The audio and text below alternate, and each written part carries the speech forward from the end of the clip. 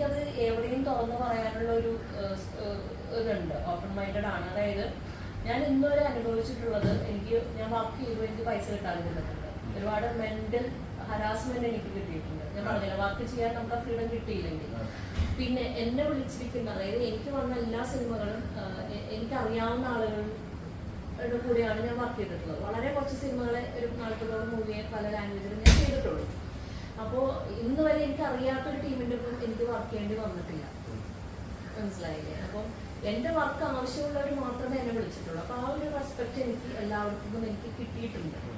കിട്ടാതിരുന്ന പല സാഹചര്യങ്ങളെന്ന് പറഞ്ഞു കഴിഞ്ഞാൽ എനിക്ക് സ്ത്രീകളിൽ നിന്ന് തന്നെയാണ് എനിക്ക് മെന്റൽ ഹരാസ്മെന്റ് ഉണ്ടായിട്ടുള്ളതെന്ന് ഞാൻ ഉറപ്പിച്ചു പറയും.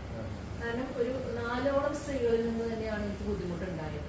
എന്നെ പുരുഷന്മാരാരും പീഡിപ്പിച്ചിട്ടില്ല. കാരണം ഇവര് എന്നെ വളരെയധികം മെന്റലി ടോർച്ചർ ചെയ്തിട്ടുണ്ട്. കാരണം ഞാൻ എൻ്റെ സിനിമാ ജീവിതം നിർത്തണമെന്ന് ഒരു 3